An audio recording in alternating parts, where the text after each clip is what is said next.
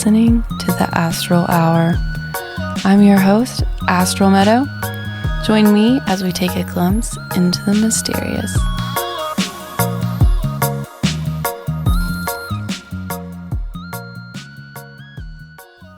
Welcome, everyone. Today I'm joined once again by my lovely friend, Angelyn Nicholson. For this episode, we will be focusing on narcissism. We're going to go into not only defining it, but also the process of healing after being in a toxic relationship with a narcissist. Welcome to the show. Thank you. Thanks for having me. Yeah, anytime. Our audience loved our last episode. Yay. It was good. It was good. Yeah. So I definitely wanted to get you back on and focus on this topic, which is such a big thing. And I mean, so many people are going through stuff with narcissists. So I was like, we just have to talk about it. Yeah. We have to talk about it. So It's worth talking about. Yeah, you're just the perfect person for it. So can you share a little background on yourself for our listeners who may have missed our last episode? What inspired you to become a therapist and energy healer? Well, I went to graduate school. I have my undergraduate and my graduate degree in social work. And I went to graduate school to be a community social worker. I wanted to be able to organize communities and help people change things like policy and, just the way things are on this very macro level. And I went out after graduation and I worked in politics and I organized unions and I had this sort of existential crisis where I realized that system was really no different than other macro systems. And not that they don't do good, they do, but the way in which it was happening didn't work for me. And I went into this deep depression for 6 months. And what am I going to do? I've got all this student debt. I have, this is my dream. And ultimately, I decided I wanted to work with human beings individually, because if I couldn't make change happen on a macro level, I definitely could on an individual level. And as I just kept doing that and kept seeing changes happen on that individual level, I began to see the impact. Oh, this is actually, okay. So this is, I am working on helping people change and impacting my community through working with individuals. And so I just kept doing it and I love it. Yeah.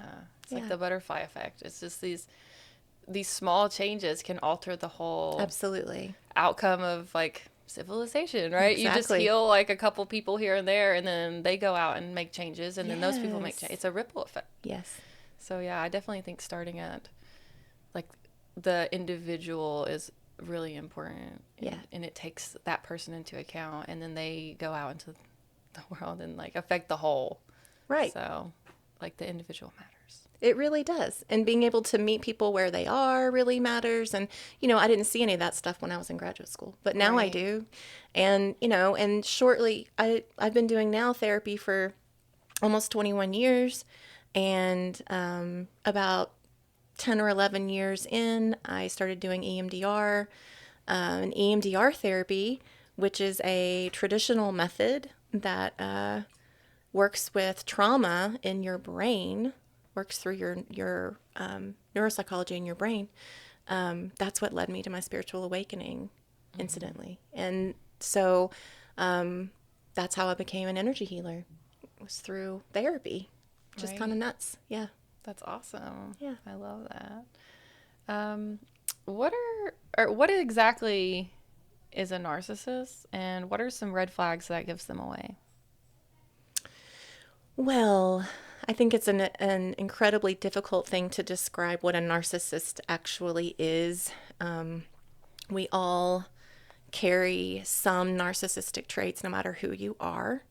There are things that I have said and done in my history that could absolutely fit under that category, and I'm sure for you too, and everybody's like that, which is one of the things that makes it so hard for people to understand because it's so everywhere, but it's about the concentration of red flags. It's about, and also it's about the willingness and ability to see those red flags for what they are and then actually do something different.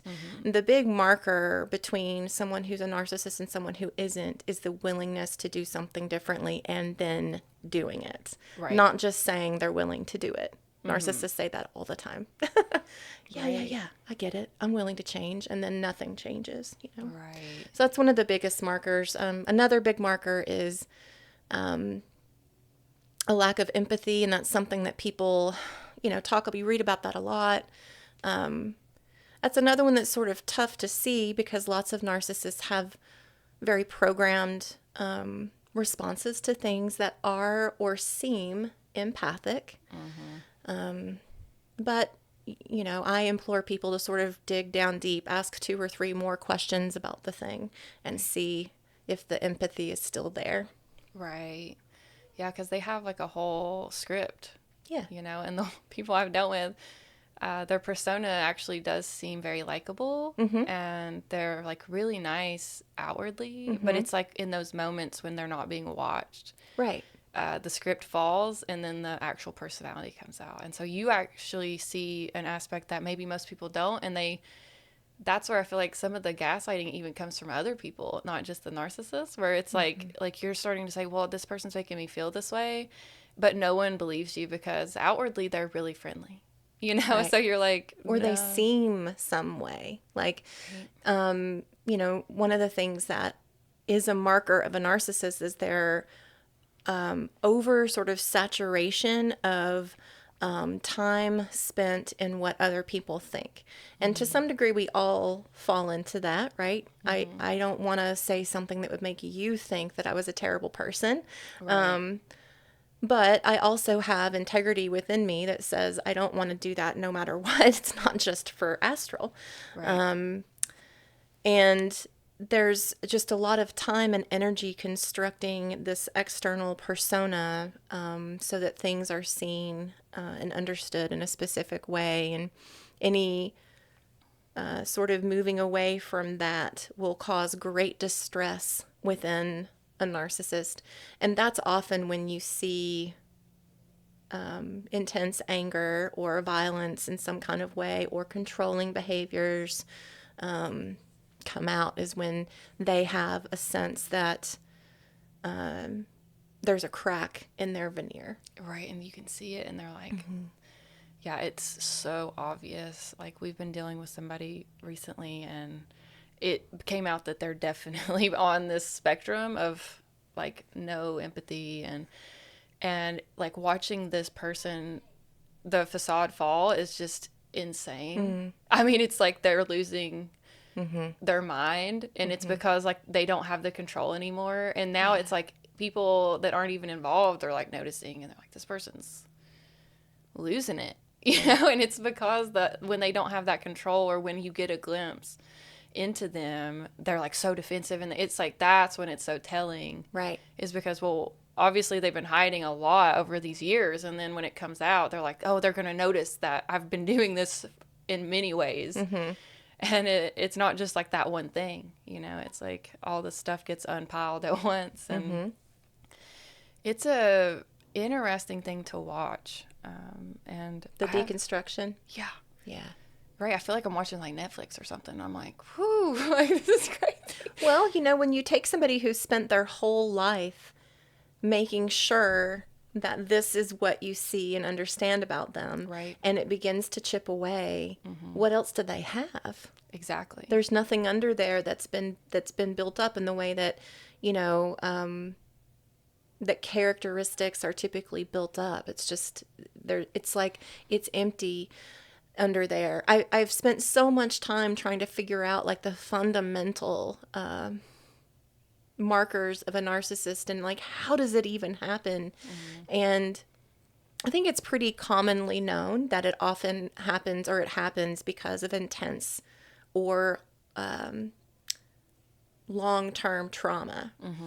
Now, I've had long-term trauma and intense trauma, and you Right. have too, I'm sure. And but we're not narcissists. And so what's the difference? That's what everybody wants to know. Like, well, what keeps me from being a narcissist, but that person is? And I don't know the answer to that. All I know is that when I see a narcissist in my office, there's a certain point you can push them. And then after that, when you begin to see that little crack, the rage comes out, and there is an absolute inability or unwillingness to look at or see flaw. Right. And I truly believe that when the deconstruction begins to happen, that they go through, like, I've never seen it actually fully take place, and I sort of have wondered if, like, what happens? Do they actually go insane? Like, do they actually lose their mind if that ever happens?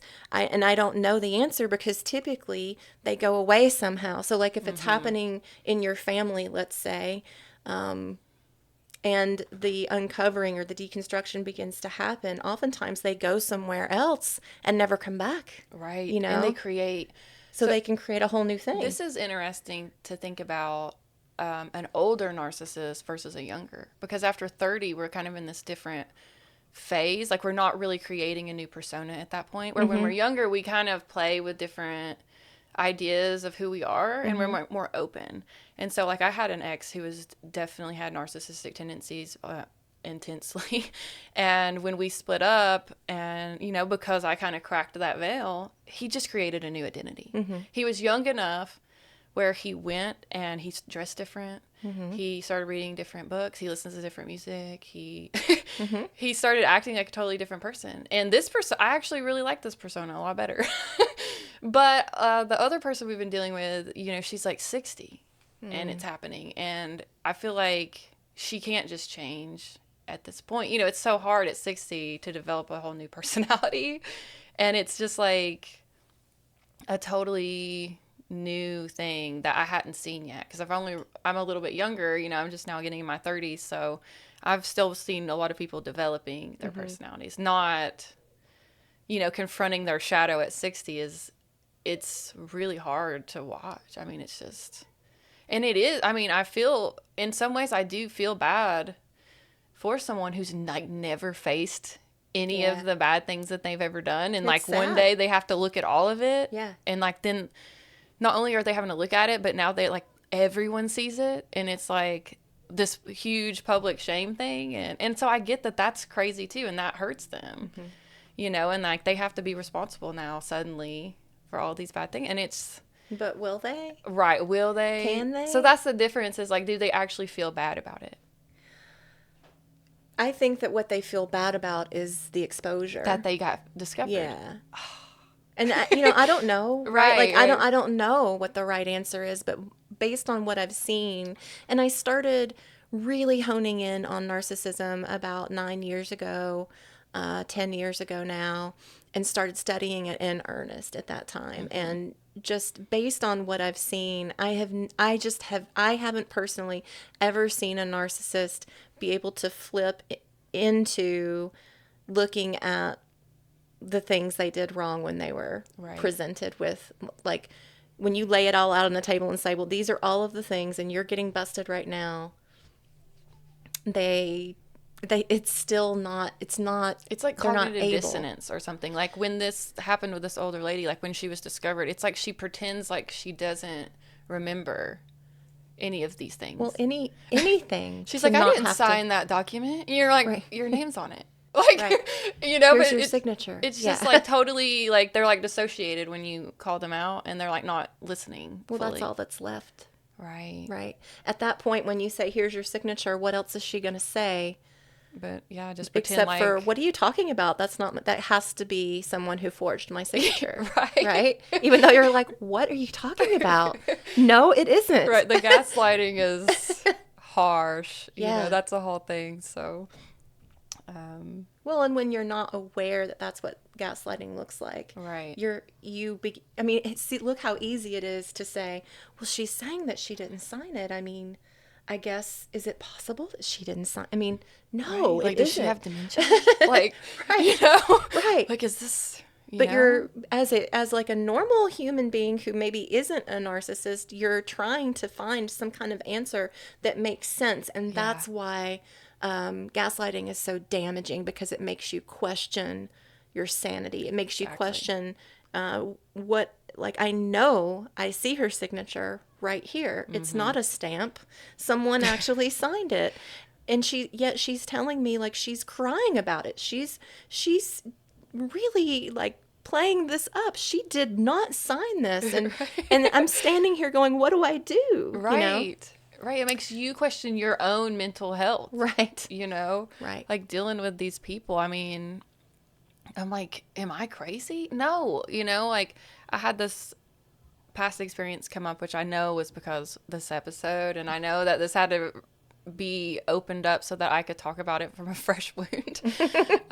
But there was this guy in my life, and he was just so, like, just poked at me and, like, would say, like, these really hurtful things, but then, like, keep me close. I'd be like, oh, we're friends, and, like, so I was, like, always really confused about our friendship, because he would just he would say some things that made me feel like he actually liked me, but then, like, he would be, like, really mean to me and, like, insult my, like, thoughts and the things that I'm passionate about, and, like, but I actually thought that we were friends. Well, when this wound came up, I just, like, broke down. Like, when I found out he was going to be somewhere that I was going to go, that I was really excited about, and I just cried, and I just was like, I, like, losing it, and I'm like, why am I reacting this way?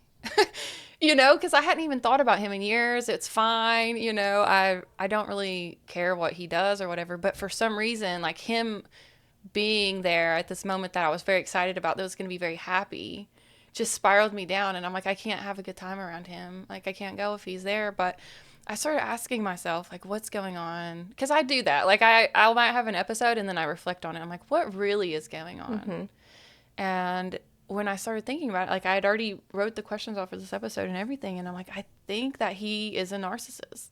And when he comes in my mind, I, like, kind of shut down a little bit. It's almost like post-traumatic stress disorder, because I had a caregiver that raised me that was a narcissist. And so anytime I'm, like, around one, I get these weird triggers that I'm not expecting. It's like with the Vietnam veteran and the fireworks going off, and he knows that firework's not a bomb, and like he knows that, but it's, like, bringing up all these weird memories. And so, like, his name even was, like, bringing up all this stuff, and I was like, I feel so triggered, but I thought I was past this, But it's because I never actually fully processed that the way I was feeling was because of how he was treating me was wrong. Yeah. And I don't think it's just me. I think other people, he does this to everybody, And my friend that was, like, talking to me about it, she's like, yeah, he just does that, And it's like everyone else accepts it about him, where I was just like, I can't do this with this person anymore. Because I had put a boundary down with him. And I said, this is the boundary, please don't cross it. And he crossed it immediately. Right. And I was just, but everyone else is like, yeah, you got to make boundaries. I have to reset my boundaries with him all the time. I'm like, that's not a boundary. If you like, oh, he crossed the boundary, I'm going to make a new one. He doesn't care about that. Exactly. And that's really the biggest, I'm glad you brought it up. That's the biggest marker of a narcissist, is how they will ignore boundaries. Yes. And so what ends up happening, if you have good boundaries, is that you will spend so much time setting them that you will start to grow resentful. Bitter. Yes. I had bitterness about this person. Well, because it takes an awful lot of work to have to reiterate over and over again what your normal, reasonable boundary is. Yes. And then to feel someone pushing up against it or crossing it blatantly.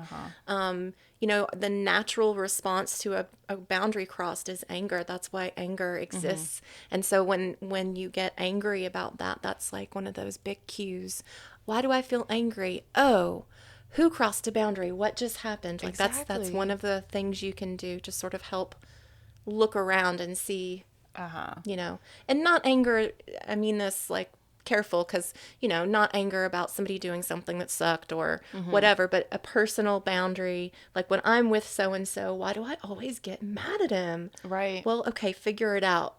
figure it out. Is it a boundary? Right. Yeah. Right. Because I definitely did feel like anger towards this person. Yeah. And this isn't like a casual boundary. I actually wrote it out exactly. Like, I don't like when you do this, and I want to save our friendship. And I would really appreciate it if you just like came directly with, like, when you had these thoughts, come to me directly, so that we can save our friendship, because it's bothering me so much I can't do it anymore. And he crossed the boundary, and then I was like, I got upset, and I was like, I can't believe you just did it. And then he told everyone that I was crazy, and he was like, oh, she's postpartum, she's insane. And I'm like, no, I asked you in a very kind way, and I was very specific about it. And it was like, you didn't even make it 30 seconds before you crossed it. And so, you know, it made me feel crazy. And then everyone thinks I'm crazy, because they're like, yeah, maybe she is postpartum. You know, like, he went out and like made everyone think that I just lost my mind on him. And I'm like, it wasn't about that one moment. It was all these other moments too. And that was the moment I was trying to just really be honest with him, and he didn't care.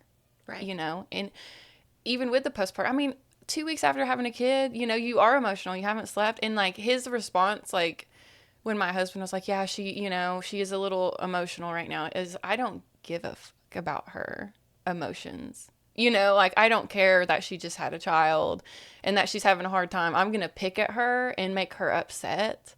And I don't have any empathy at all towards her. You know, and it was like, it hurt me. And like, in those vulnerable stages, I feel like it sticks with me more, because I'm like, that was a really vulnerable point. Like, postpartum, like, you're really not in a great place. And for someone to be cruel to you is like, almost like feels evil. Well, that's one of the markers is, oh, you're already vulnerable. Right. Right. And another marker is, based off what you said, is going out immediately and controlling what the messaging is. For other people. So he had already called people right after it happened. So, and so by the time I told my story, they already knew that, oh, he said something and I overreacted. Right. So notice how quickly that happened, and notice how much of an important piece of the story that is. Because again, anything in that veneer that cracks, if you were to get to anybody before him, they would believe you. Right. So he had to do it first. Right. And it's messed with me. So I've had to like process it again. Now that I know, I can look at it differently and forgive myself for how I reacted and say, well, I was pushed to that point. That's right. I'm a very kind person. I wasn't being mean to him. You know, I didn't end this friendship, you know, like everyone thinks. So it's just something that I thought was interesting that this came up, because I never actually gave it a name of, I think he's a narcissist. And that actually helped me feel better. Yeah. Once I put two and two together. Because you're not going crazy. Right. And I think sometimes, like, I see like a meme floating around, and it's basically like, oh, like when everyone's a narcissist, you know, maybe it's you, or like that it's just like a buzzword or whatever. Yeah. And I'm like, well, it's a buzzword because it's really common. It's a buzzword because it's really common. And as we continue to raise our vibration collectively, more awareness is coming to it. Right. I mean, 10 years ago, when I first started doing all this work on it, you could barely find anything. You could barely find anything. There was like 5 books, you know, and maybe 10 or 12 journal articles that were peer reviewed. And that was it. And then all of a sudden you started seeing people talking about it more. You started seeing books. And I think it's 100% points toward our collective understanding that emotions are important. We're moving into the 4th dimension as as a collective, where we can see polarity better. We can see what's happening better. Right. And so more awareness is coming. Right. And I had someone comment on one of my things, or she said something, and because she was like, oh, narcissism is a buzzword, and you know. Yay. But I'm like, okay, so maybe it is, but like if someone says, I think I'm dealing with a narcissist, and you immediately go to, oh, do you label everyone as a narcissist? Like you're not, like, that person's the victim. Right. And you're like, oh, are you? And it's like they're gaslighting you. Right. And they didn't even hear the story. They just, okay, you said, oh, I think this person's a narcissist. And in their mind, they've heard this thing over and over again of like, this is a buzzword. Everyone, like, there's people that just call everyone that they don't like a narcissist. You know what I mean? And I'm like, did you ask the person about their story? Because it kind of takes a lot of work to unpack is this person a narcissist? It takes a lot of work. Yeah. Like, it takes a lot of thought before you even get to the conclusion of that. Like, this guy, I'd known him for 15 years before I was like, I think he's a narcissist. Yeah. It wasn't like, oh, I don't like him. Right. He's a narcissist. Or he hurt my feelings, so. And some people might do that, but I don't think that that's the most common thing. I think if someone comes out and they're very vulnerable and they're like, you know, I'm dealing with trauma because I just learned that I was in a narcissistic relationship and maybe I'm not crazy. And you gaslight them and you say that that's probably not true because it's just a buzzword. You know what I mean? And so I actually like kind of like called this person out a little bit. Like, we don't want to shame the victims or say you can't share your story because we don't like to hear the word narcissism. Right. You know, there's lots of like spiritual buzzwords out there, and I can see why, oh, someone might roll their eyes, but there's usually like reasons Well, for it. it's just like everything. It's like, maybe it's true that every woman who says she was raped wasn't raped. Maybe that is true, but I really don't care. Like, I still am going to listen. Exactly. And I'm still going to follow up on that. And it doesn't matter to me if some aren't telling the truth. Because the truth is, as a global humanity, there are a certain number of people who aren't going to tell the truth about things. And that's true for anything. Right. Anything. So sure, I'm sure there are people who are labeling everyone in their lives narcissists and they don't have enough information and maybe they don't care to get more. Okay. But if somebody comes forth and says, I kind of think maybe I'm dealing with a narcissist here, you're absolutely right. You know, people, if they're getting to that point, Right. they've done some research and they've suffered. And Yes, and they need help. And they're talking to you because like they've just now started unpacking like the reality of it. Yeah. And it takes a lot of work, and you really kind of need support, You do need support. you know, because you start questioning so much, especially if this person has been in your life since childhood or something, like a sister or a mother, or, because you realize that a lot of your personality Yes. was formed Correct. under their watch. Correct. And so when you were being vulnerable, they were poking at you Right. and they were planting seeds that you Right. didn't even realize weren't your own thoughts. That's right. So as you start unpacking it, you're like, oh, and like you do need support, You do. you know, and maybe you don't go to therapy and you're just talking to your friend. Well, they need to be there and like hear your story before they say, oh, that's a buzzword, you're probably overreacting. You know, so I just don't love that. I feel like we need to hear people. Yeah. And you know, if they're crying and upset and all that, I mean, there's probably a reason. It's probably, you know, they're just being vulnerable because they trust you, you know, and so you just need to listen and maybe don't say anything. Well, and you bring up a really valuable point, especially if you were raised by someone who has narcissistic tendencies, or is a narcissist. They formed the way you think. They formed and constructed the way you feel about yourself. And in my opinion, it's as serious, if not, well, no, it's as serious as religious trauma because it impacts the literal way you look at the world, the way you view yourself, the way, the lenses with which you see every single thing. And you have to deconstruct that in your own mind. And it takes a lot of work. And it's not something to just sort of like hope for the best or brush off or, you know, make fun of somebody or whatever, because it's just like religious trauma. It impacts every single area of your life, and it takes a lot of work to find yourself in a better place after. It just takes a long time. Yeah. And that support is so important, and just it's so important that the other people aren't gaslighting you during the process. That's the big thing. And I think that that's something that just really bothered me over and over again when I would try to process it and someone was like, well, you know, maybe it wasn't really like that or whatever. I'm just like, you know, though, Astral, the thing is unless you've lived it, right, you don't understand it. And that is maybe not the right thing to say, you know, that might turn people off, but it's unless you've lived it, you don't have when somebody says to me, I think I'm dealing with a narcissist, my body responds to that because I've dealt with narcissists. Yeah. I've been in love with narcissists before, and I've had my whole life wrecked. Yeah. And I know what it feels like. But when I was seeking help all those years ago, and I said something to a provider, she said, Oh, he loves you. What are you talking about? Oh, no, no, no, no, no, no. He loves you.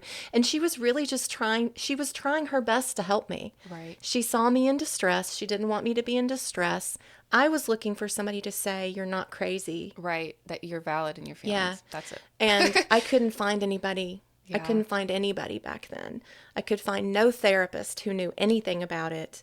It was immensely frustrating. And that is actually how I found a lot of metaphysical practices that I didn't even understand were metaphysical back then, Right. because I was looking for something that was really far different than what I already understood. And because I couldn't find a single therapist Right. who understood it. And most of my caseload at this point, and it has been this way for years, are people who are recovering from narcissistic abuse. It is by far where I get the most people.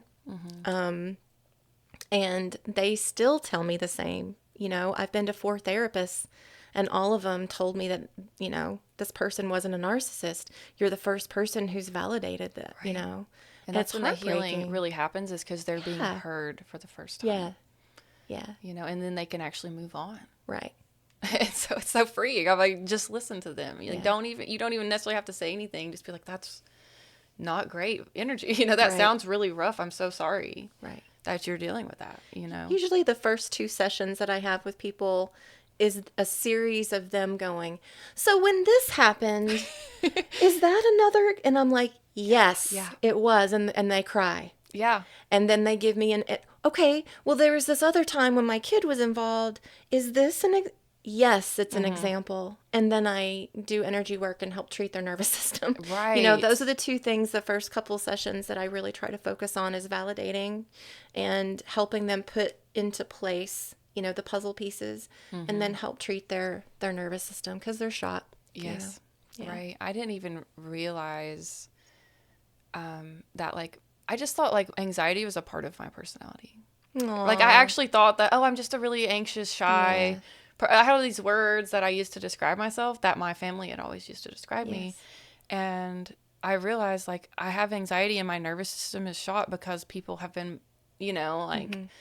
doing this to me for so long, like, since I was born. Like, the day I was born, it already started. Like, so I'm like, as I started healing and doing, like, energy work and stuff and getting my nervous system more regulated, I realized that in my true nature, I'm actually not some spazzy, anxious person, that I actually can relax. And, when I get those people out of my life, I can relax. But when they're there, I can't. It triggers my nervous system. And so, like, I don't want to be triggered, but I almost, like, can't separate it. Like when I'm around somebody or a friend calls me and they start talking and I realize that this person they're talking about is a narcissist, my nervous system gets triggered.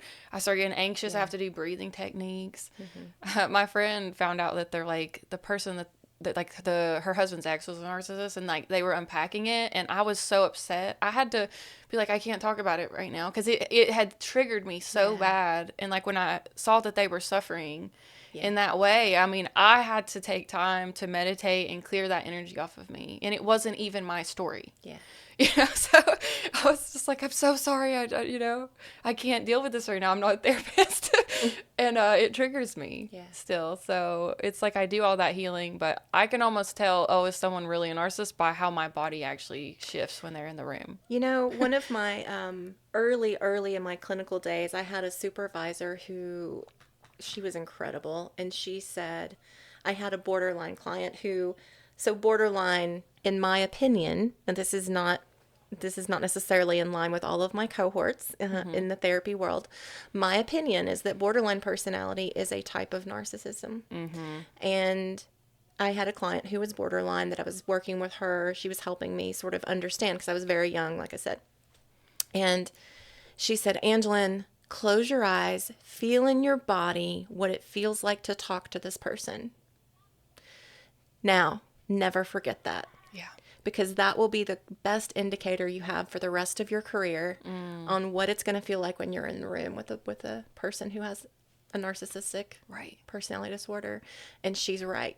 Yes. At the time, I thought, whatever, lady. Right, because you hadn't fully like experienced it yet. Nor had I really knew how to be in my body either, Right. because I was so young. But I have thought about that 1 million times over Right. the years, and how I'm so glad she said that to me when I was 20, whatever, because even though I didn't get it in that moment, I remind myself, because even though, and I'm considered, like an expert in this, right? Like this is something I've been doing for 10 years. This is something I've lived in my own life. This is something I've treated people over and over and over and over and over about. And I still will go, hang on, am I the one that's, hang on, am I, okay, nope, I don't check those. Nope, I don't check that. Right. No, okay, recalibrate. What boxes are they checking? Okay, just making sure, right? I feel like the fact they're even asking those questions though is like different. Like someone that has narcissism isn't even like, am I a narcissist? Like they're not even asking the questions of like, am I hurting people? Am I checking? Like they just completely avoid that. Well, many times, like if you look a narcissist in the face and you say, you're hurting me, they can cry, right? They can maybe even feel bad that they're hurting you, but they don't feel bad enough to do anything different. Right. And ultimately, if you're smiling and not crying, then it's gone. Like that's one of the markers of a narcissist too. It's like, unless you're in constant turmoil, they're not going to see it's like the turmoil doesn't exist. Right. So if you're smiling, then you're fine. Right, you got over it. Right. If you're angry still after 2 days or a day, which many of us were because they did egregious things to us, there was a lot of language around, I think you have an anger problem. Right. Like, why are you still so angry? Why can't you get over things? Should I call your doctor? Like those kinds of Right, you things. need to go to a psych ward. Right. And so you start to think, well, maybe there's something wrong with me that I'm Maybe still I'm angry. crazy. But go back to the boundary thing. When a boundary is crossed, anger happens. Anyway. Right. Yeah, I just want to keep like reiterating those kinds of things so that if anybody listening to this is experiencing it, that they can keep doing the checks, keep doing the Right. checks, because it's an important thing if you're experiencing it or living with it, that you do the checks so that you can save yourself. Right. Right. So that kind of leads into my next question is, it's not always easy to cut ties with people, especially if it's family or workplace related. What's your advice for existing around a narcissist and staying sane? Are there ways to shield or protect ourselves from their influence? That's such a big question. I'm sorry. It's like all of my therapy sessions in one question, like, because that was a big thing like that I unpacked is like, what could I have done to exist around them still? Well, the healthiest answer is that you can't and you shouldn't. Now, I understand that for many people, if they're living in a home with someone who, that they can't leave their home, and someone who's living there also, is a narcissist, there's certain things you have to do to keep yourself safe. And it's the same if you're working with people. I have a client right now who she just changed the shift that she was working on so that because she was, if you're in their line of focus, if you're in their line of vision, you're going to get burned no matter what. And like, you can try your hardest to not be in that, Be but invisible. like, right. But if they've got their eye on you, you're kind of screwed. And she ended up switching shifts and has experienced a lot more relief from that. But, what she's experiencing now a few weeks later is, well, the narcissist on the other shift, her old shift, is talking to other people on the shift she's on now. And so it still, and so it goes. Of course, if you're not familiar with the term narcissistic supply, supply is it's like, imagine an energy vacuum. Supply is what ends up in the vacuum bag, right? So anything they can get from any situation, and so to that end, it doesn't really matter what shift you're on. If they can get any kind of energy from anybody about it, they're going to do it. So my first thing is get out if you can, go somewhere else, get a different job if you can. That's certainly not a reasonable thing for many of us, but if you can, do. And then in terms of safety, what I did years ago was called gray rocking. Mm-hmm. And it's basically where you try to make yourself as interesting as a gray rock. Right. You You're know? just really boring. Yeah. So, like, hey, what are you doing? Oh, not much. You know? Cool. What's for lunch? Oh, I don't know yet. Right. You know, and it's just don't feed that supply at right. all. You don't offer anything. It's now, if you're in a romantic relationship with a person and you're doing that, that can cause them anger. They can get angry with you about that. And so sometimes that isn't safe, but Right. You're being aloof. right. Why are you being like that? And then there's escalation around why you're being like that. Right. But if you can, and you can do it safely, like if you're a teenager and it's a parent or something, I would suggest that you just do the very best you can to remain as neutral as you can always. Right. And that's usually the easiest way. Now, there are other spiritual techniques. I make a blend actually that helps with that. It's called psychic protection. Sort of Yes. keep yourself in this, it's almost like a veil around you of basically you're putting yourself in a different vibration. Right. And that's really, at the end of the day, the answer. Put yourself in a different vibration. So oftentimes that can look like getting a different job, Right. moving and really out of the just house. severing the... Right. Or it can look like, there's a million different ways you can alter your vibration, but that's ultimately the answer. Right. And it's almost like they can't reach you because they're not at correct. that frequency anymore. Right. Right. Yeah. I like that. So I love the psychic protection spray. I've used it It's so good. many times. I was actually like overusing it, and the records were like, sometimes you need to be seen. Yeah. So like, yeah, gray rock's great, and like psychic protection's great, but sometimes like don't spray it if you like really need to make connections because it helps like putting a shield up. It so does it put a really shield does up. work. Yeah. I call it the invisibility cloak too. It is. Like if you do need to be invisible, if you are going to one of those work meetings and your boss is a narcissist and you do not want to be called out, then you put 8 sprays on, right? And if you just want to be seen by Linda, the lady sitting beside you, you just use 2 sprays. Exactly.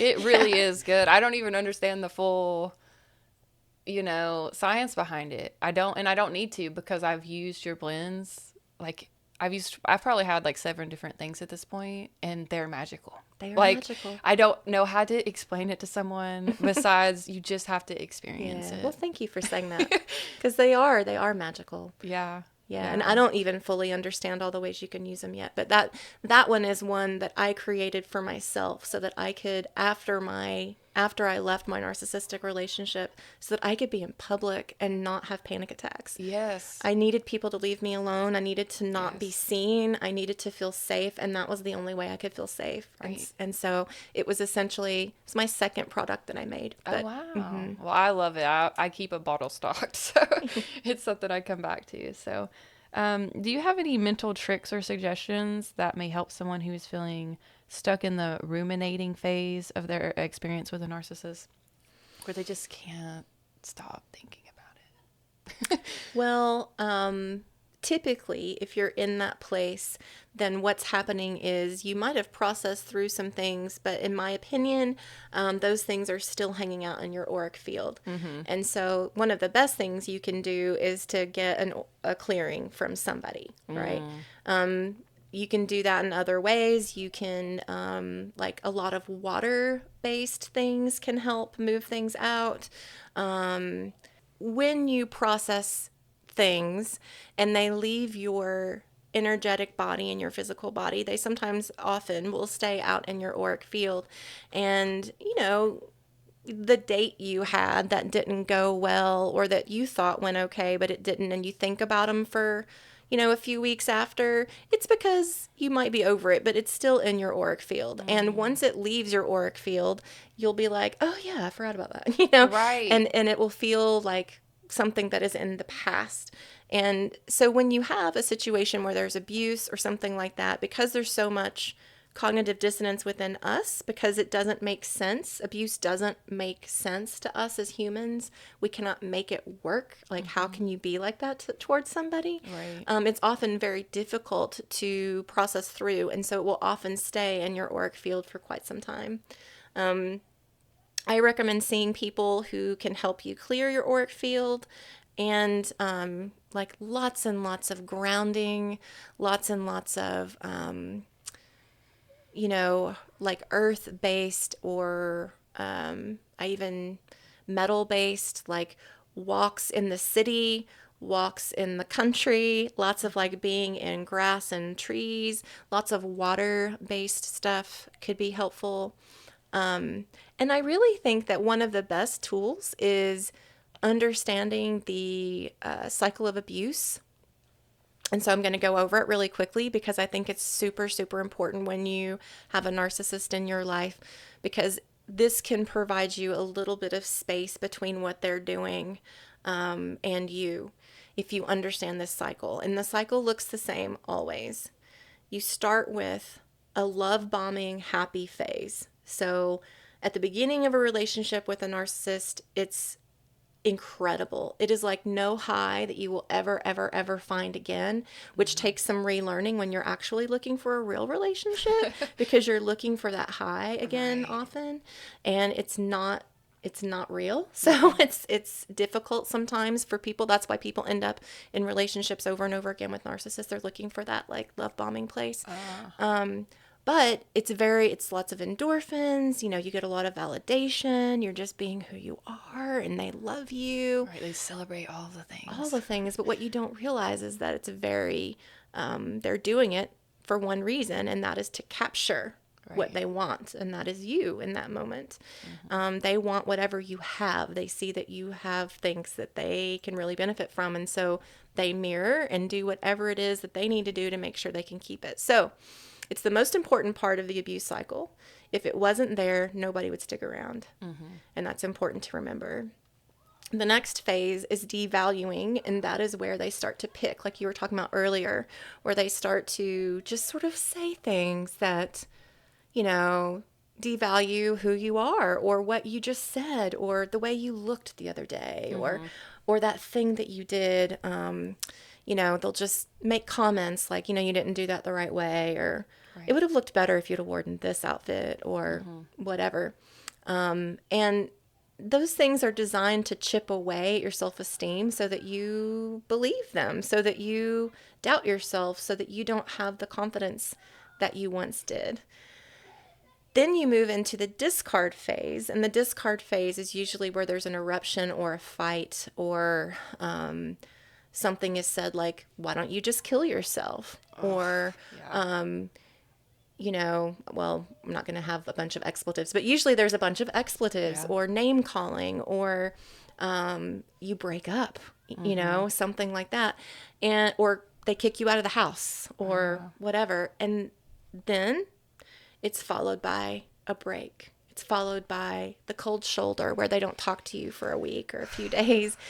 You get to the point, if you're in a relationship like this, you get to the point where you really value that time because it's the time that you get to reset. And like, oftentimes people go through, I'm never going to do this again. I've got to get out. Like that's the stage where you're like, I've got to get out. I've got to figure this out. And maybe you find a shelter or you find a therapist or you find something. But guess what's next? The love bombing again. Yeah. And so I hate this the next cycle. thing that happens is that they come back and they're like, you were right. I was wrong. I don't know why I ever doubted you. You're beautiful and smart. And I don't know why I ever even argue with you about things like this. It's so crazy. You're right and I'm wrong. And I'm just so sorry. And will you please just come back and live here? Would you please just be with me still?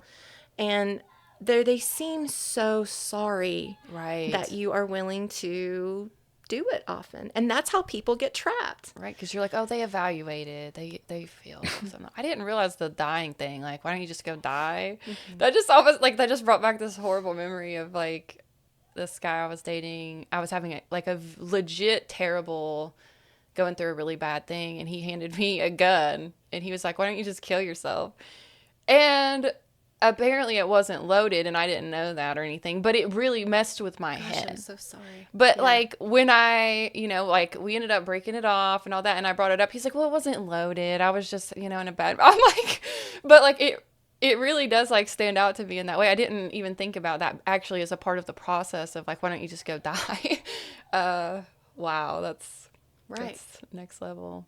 And then, the love bomb. Yeah, because you're like, oh, well, we've been broke up for a few months. Right. And he must really miss me, and he's, he really loves me to Right. be And my he genuinely, he's crying. Right. He means it. He said all the things that I really, on my checklist, I wanted him to understand and realize before I left. So if he's saying all those things and Right. he's saying he wants to do better and do different, then Uh-huh.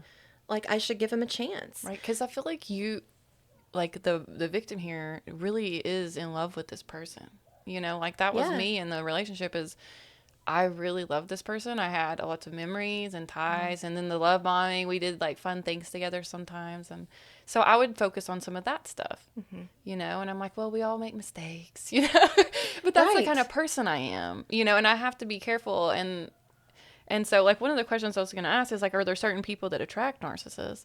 But, you know, I think it comes from, like, the empathy. And they know that you'll feel sorry for them and that they can keep manipulating you. Like, so even if they reveal themselves, you'll forgive them because you're Right. an empath and you're like, I don't want you to hurt. I'll forgive you. We'll move on, you know? Right. When you can feel through, emotion into, especially if you're an empath, you can feel that they're hurting. I mean, you can feel that. Right. And they are hurting, but not for the reasons we think. Right. They're not hurting because they feel bad for hurting us. They're hurting because they hate themselves so much. Right. And they're so committed to this persona. They're so committed to looking a specific way and it being a specific way that they hurt to even imagine that breaking, to imagine that they're seen as what they truly are. And so ultimately, the people who are drawn are empaths, yes, but the overarching reason, people who don't have very good boundaries. And lots of us, most of us, I would even say all of us in this culture are raised to not have boundaries. Like the messages that we get from literally our school, our churches, our families, you have to share even if you don't want to. You have to be nice Turn even the if other you don't cheek. want to. Right. Turn the other cheek. If somebody's being mean, well, they're probably just jealous. Just forget it. Just move on. You know, we're not taught how to protect ourselves. We're not taught that it's okay to say, stop doing that. You know, people, if you were in a group of people and somebody was a narcissist and picking at you and you said, stop doing that, my guess is that lots of people would go, what's wrong with her? Right. Right? Like that's I our know. culture. Why is she being like that? Is there something wrong with She her? on her period. Right. You know, it's so annoying. Right. It is so annoying. And when you're raised, and especially if you're raised by somebody who has narcissistic tendencies, then you certainly don't have any boundaries because you're not allowed to. Right. And if you don't have the ability to say, I don't want this, no thanks, ever, then why would you ever start Right. when somebody comes by and they love to do all the things you love to do? They think that you're great and beautiful. You know, you are traveling to places that you've always wanted to travel because they'll do anything to keep you, right? They're mirroring everything. So Right. They study you. they study you. Yes. It's creepy. We love the same music. We like going Right. to the same shows. We like the Yeah. same people. Right. Well, none of that's true. Exactly. That was the thing, like, when the guy I dated, like, when he changed his identity, is because, like, when I remember when I first met this person, it was like, you know, I'd be like, oh, I love Billy Joel. He's like, I love Billy Joel, you know? And then, but, like, all these bands that I thought that we had in common, like, well, when he shifted his identity, he doesn't listen to any of that music anymore. So I'm like, you don't really like the Killers, do you? You know, it No, messed with probably me because not. I thought Yeah. that it was like this connection, and I'm like, no Right. one listens to this band. This is awesome, you know? And like, I've always wanted a person to share some of my weird music with. So I think it's an easy in, you know, I got to be careful. I'm like, so if someone is like doing that to me now, I'm like, do you really like this band? How many do you have? How many albums do you have already? Right? Are you trying to manipulate me with my love for this band? So, oh, I love it. So how can EMDR help us get back on our feet after we leave a toxic relationship? Well, EMDR is designed to separate sensorial information from events. So, you know, anybody who was raised by a narcissist or was in love with a narcissist or is friends with a narcissist has a lot of emotions and body sensations that come up, as we were talking about earlier, when they're with or around or recognize behaviors that are the same, that are narcissistic. And usually it's those body sensations and those emotions that come up that make us so uncomfortable that keep us from processing everything fully. So in order to process everything and get it out of your auric system once and for all, to get everything just totally so that you can look at it, I always tell people like this, I want you to be able to say, I was in love with a narcissist. I was married to them for 15 years. He told me every day that I deserve to die, and I'm okay today. Like, there's a certain point where you can say that after EMDR, usually before or until you process, however you process. But usually when they come to me, they can't say those words without having a panic attack, without suffering for 2 or 3 days, without being triggered into, next week. Episode, right. Right, exactly. And so EMDR gives you the freedom to be able to look at it more objectively. And more importantly, once you've separated the sensorial information from the events and you've processed them, then you can look back in your history and see clearly what was narcissistic, just like what you did. And you can look into your future when you meet somebody new and you can see that too without any kind of subjective emotional state that's going to prevent you from being clear. Right. So it's really healing on a quantum level. So you're dealing with the past, but you're also you're like different when you look into the future because you have this thing now. So it's like you get to keep that with you. It goes on throughout your life. Right. So that's kind of a cool way to think about it. Because I do. I like now when I meet someone, I might still feel things in my body and all that, but I'm like, it's so obvious. Right. And I'm just like, that's a boundary thing, or this person's trying to manipulate me.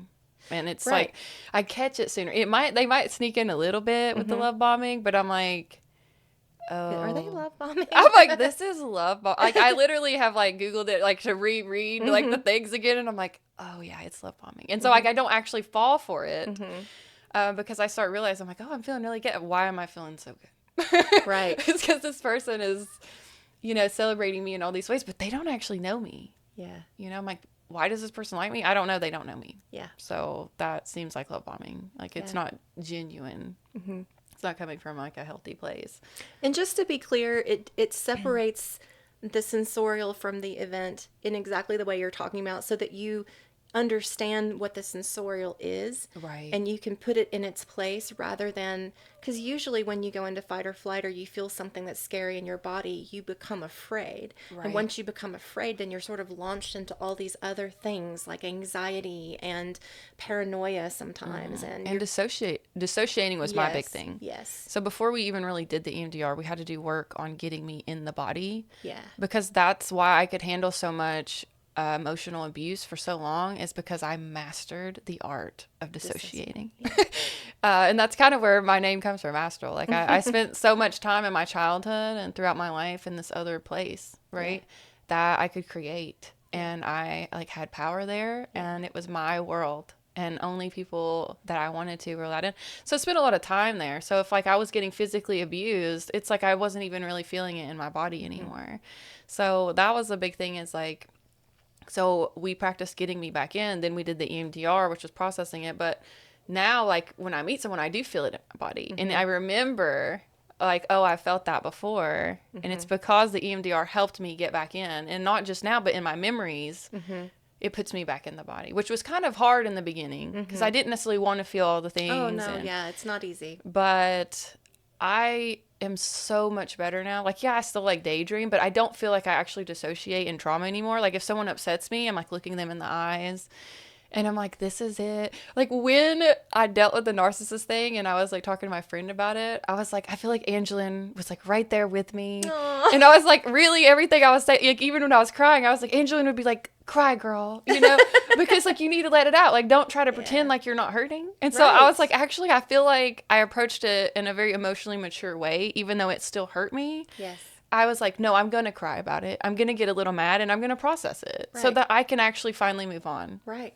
So I was like, I just felt like you were there with me, like holding my hand still, because we had unpacked so much of this stuff. I'm like, well, what would Angelyn tell me to do right now? I felt like I just channeled you right into the Yeah, situation. that's so great. And Yeah. well, and when you look at what you just said, what you did was you had boundaries. You said, I'm going to process this. I'm going to cry anyway. I'm going to Yeah. feel this, and I'm going to be done with it in a few minutes. But Mm-hmm. I'm going to do it. And that was Right. you standing up taller in your own feet, Yeah. for who you are and what you deserve. And being okay with myself. Like, Yeah, yes, I'm vulnerable. Yes, I'm, ugly crying. And that's a beautiful human absolutely. experience. And I'm sick of trying to pretend like I'm not a human.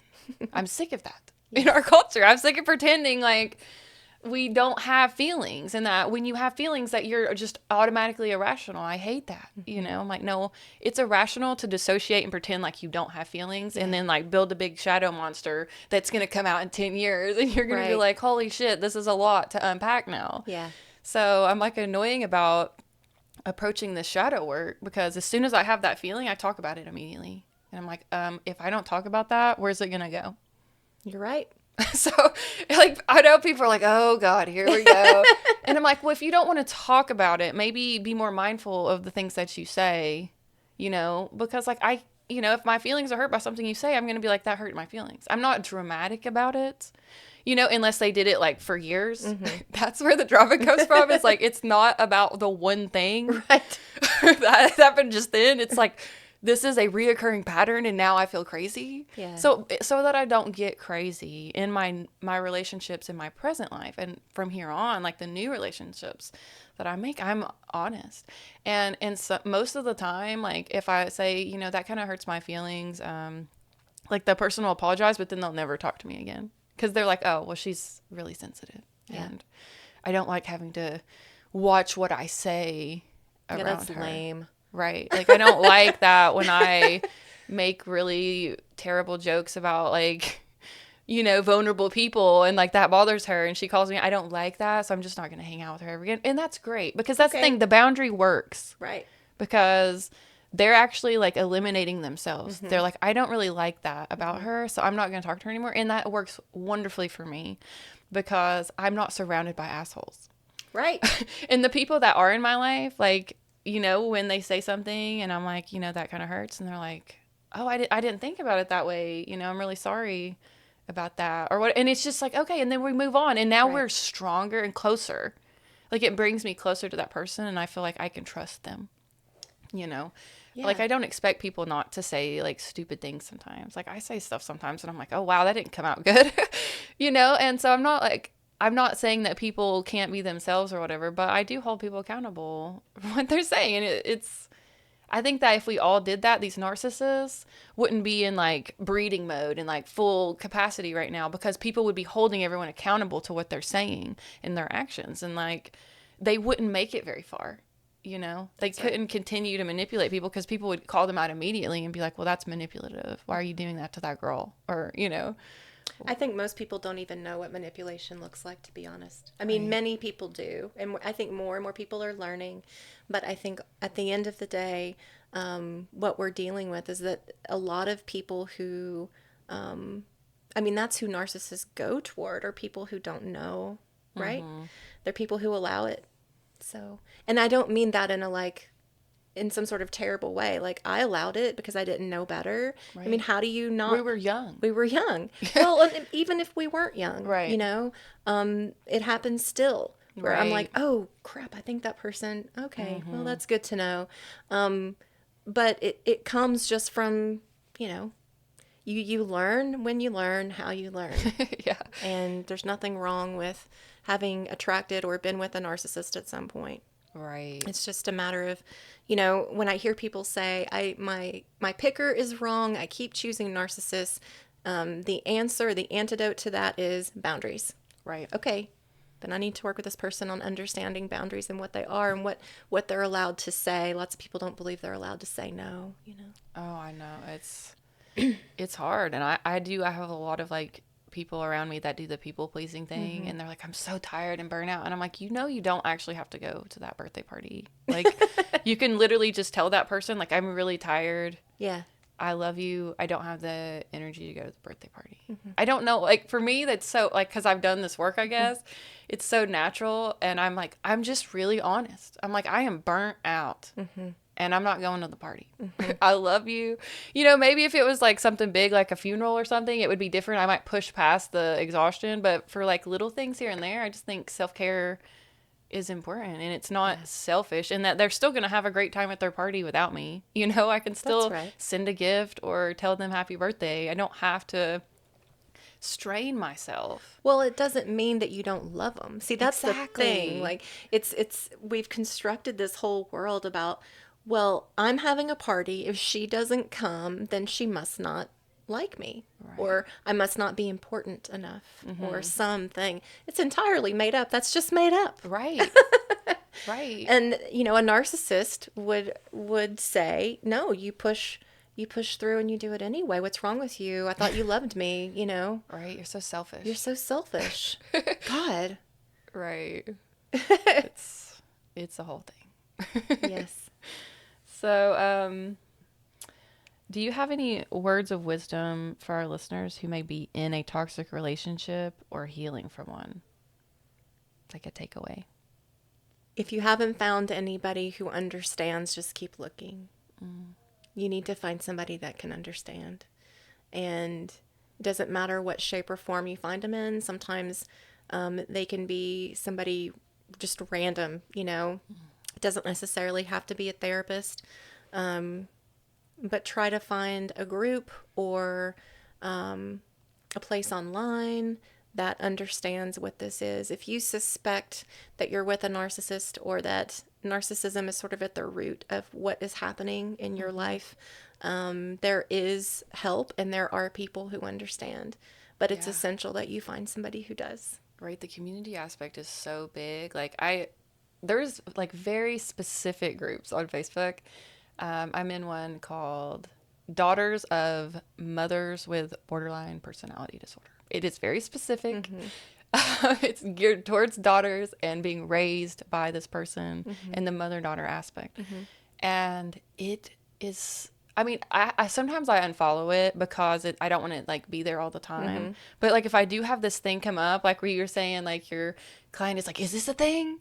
You know, and like sometimes I'll have a feeling come up and I'm like, oh, and I'll go in that group, you know, and I'll type that word in the search bar and see, you know, the 10 other stories of someone saying, well, you know, my mother acted this way anytime this topic would come up, or she, you know, did this or that.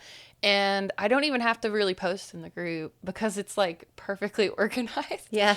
And I'm just like, okay, I feel normal now. Like that's a reoccurring thing. This is a borderline thing. And it, you know, this is a normal response, and then I can move on. So yeah, finding maybe a person that you know has went through this relationship already, like, and I think I kind of attract people now who are in healing mode from it, because I have been a little vocal about narcissism in general. So like I'm like a safe person, you know, but I mean, I care for these people, you know, and I know that it's hard and it's really bad when you're isolated. It's right. That's what they want. They push your family away, your friends away. So when you leave this relationship, you have nothing and no one, and you feel alone. That's why you want to keep going back, because you're like, well, this person's like my family, you know? When I was getting ready to leave and I was preparing to leave, he began to catch on, and he contacted my mother and my therapist and let them know that I was unsafe and that he was very worried about me. And had I not prepped both of them anyway, you know, before that, they probably would have believed him. Right. But like, that's the level that they'll go to keep you, to keep their supply, Right. you know, there, and to control the story. Yes. Like they're 10 steps ahead. So when you deal with one, you have to start thinking that way too, in a way. You have to think 10 steps ahead. I tell people to keep the abuse cycle in their mind all the time. That was one of the things that was a saving grace for me, because I'd be like, okay, well, he spent the day devaluing me, so what comes next is a big explosion. So I need to make sure that I'm prepared for a big explosion to happen in the next couple of days. But then after that, I'll be able to sleep.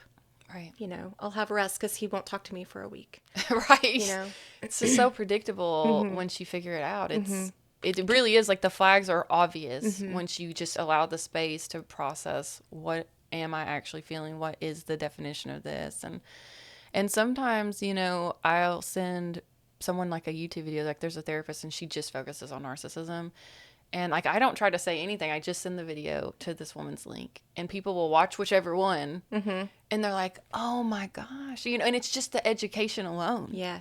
Is so important. If you don't know, you're going to be a very easy target. Yes. And they will just pick you out. Like, Yes. I know a girl that I think the guy was a psychopath because he was violent and stuff too, some of the things that he did. So I think, you know, that most psychopaths are narcissists, so it like kind of sure. it blends.